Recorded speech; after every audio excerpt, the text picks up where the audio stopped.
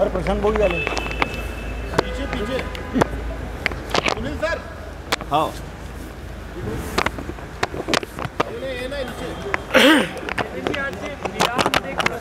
आणि आरोप केले जात आहेत विरोधकांकडून, मात्र भाजपकडूनही स्पष्टीकरण देण्यात आलेलं आहे की तसा प्रकार नव्हता. खरं म्हणजे जेव्हा निवडणुकीमध्ये पराभव दिसायला लागतो त्यावेळी जे प्रकार होतात त्यातलाच हा प्रकार आहे. श्री विनोदजी तावडे हे आमचे राष्ट्रीय महामंत्री आहेत.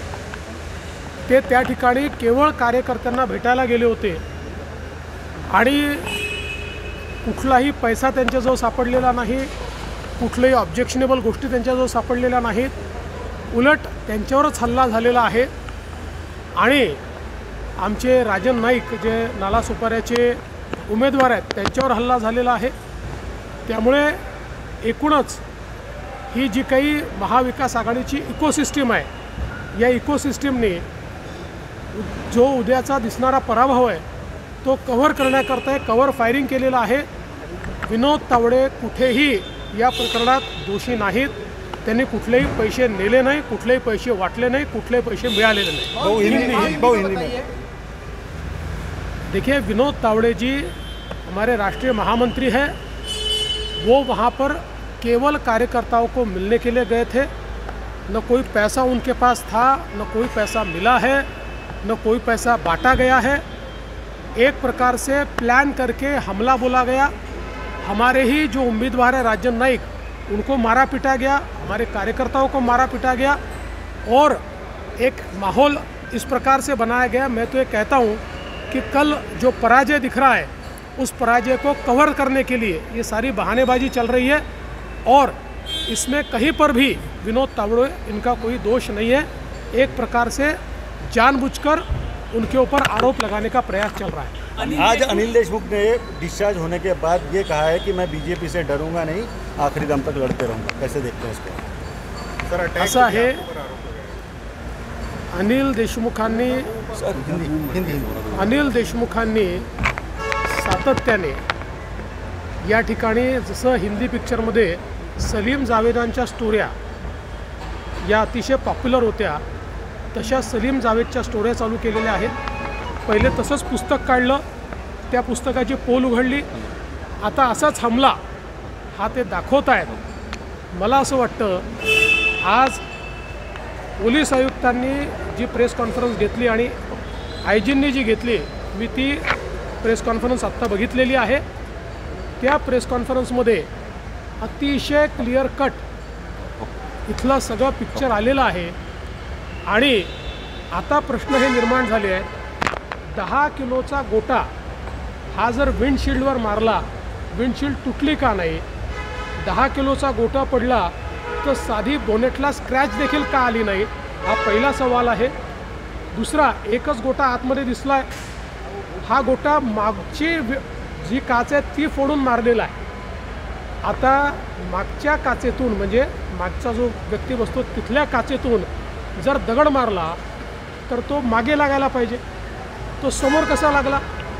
अशा प्रकारचा दगड तर फक्त रजनीकांतच्या पिक्चरमध्ये फेकला जाऊ शकतो की मागून फेकला, तो असा गोल घुमून समोर येऊन डोक्याला लागला. आणि मग एवढा 1 किलोचा दगड लागला तर नुसते ॲब्रेशन्स का आहेत? त्याच्यामध्ये कुठली जखम का दिसत नाही? त्यामुळे हे जे काही आता सगळं समोर आलेलं आहे आणि याचं जे बिग पिक्चर समोर आलं आहे यातनं एकदम स्पष्ट हे होत आहे की हे सगळं हा सिनेमा तयार करण्यात आला. आपण किंवा आपला मुलगा हारतो आहे, निवडणुकीत पराभव समोर दिसतो आहे, याकरता अशा प्रकारची स्टोरी तयार करण्यात आली, भाजपला बदनाम करण्याचा प्रयत्न करण्यात आला. आणि यात दुर्दैव हे आहे की अशा प्रकारच्या स्टोरीला काल माननीय पवार साहेबांसहित सर्वांनी जाणीवपूर्वक इकोसिस्टीम उपलब्ध करून दिली, ॲम्प्लिफाय करण्याचा प्रयत्न केला. पण आज त्यातलं सत्य उघड झाले. भाजप नेत्यांनी अनिल देशमुख ने आरोप लगाए हैं आपके ऊपर, क्या कहेंगे इसमें? देखिए, अनिल देशमुख इनके मामले में आज जिस प्रकार से जो हमारे एसपी है और जो यहाँ के आईजी है इनकी प्रेस कॉन्फ्रेंस हुई है, और उसमें जो खुलासा हुआ है उससे ध्यान में आता है कि जिस प्रकार से सलीम जावेद की स्टोरीज़ ये पुराने सिनेमाओं में बहुत फेमस होती थी, उसी प्रकार से सलीम जावेद की ये स्टोरी तैयार हुई है, एक स्क्रिप्टेड स्टोरी है। क्योंकि आज जिस प्रकार से सारी चीज़ों को एम्प्लीफाई करके एसपी की प्रेस कॉन्फ्रेंस में बताया गया, मैंने स्वयं उसको देखा है। दो चीज़ें इसमें ध्यान में आती है। पहले, जो सामने पत्थर दिखता है वो 8 से 10 किलो का पत्थर है। वो अगर विंडस्क्रीन पर मारा गया तो विंडस्क्रीन फूटी क्यों नहीं? और वो पत्थर अगर बोनेट पर गिरा तो बोनेट पर खरोच भी नहीं है, तो ऐसे कैसे संभव है? दूसरा, जो पत्थर अंदर मिला, जो कहते हैं उनको लगा है, वो पत्थर पीछे से फेंका गया है। पीछे से फेंका हुआ पत्थर, क्योंकि पीछे की कांच को फोड़कर वो आया है, तो पीछे से फेंका हुआ पत्थर तो सिर के पीछे लगना चाहिए। वो सिर के बीचों बीच सामने कैसे लग पा रहा है? ऐसे तो केवल रजनीकांत की मूवी में पत्थर फेंका जा सकता है कि पीछे से फेंका और ऐसा गोल घूम के वो सामने ऐसे आके लगा। अच्छा, वो भी 1-1.5 किलो का पत्थर अगर ऐसा आकर लगा तो केवल खरोच क्यों है? तो कुल मिलाकर मुझे ऐसा लगता है ये जो हमला है, जब हार सामने दिखी तो सिंपैथी पाने के लिए इस हमले की स्टोरी रची गई है। आज इसकी पोल खुल गई है। हम तो ये अपेक्षा करेंगे कि पुलिस पूरी तफ्तीश करे और किस प्रकार से ये स्टोरी रची गई इसकी सारी जानकारी सामने आए। सॉरी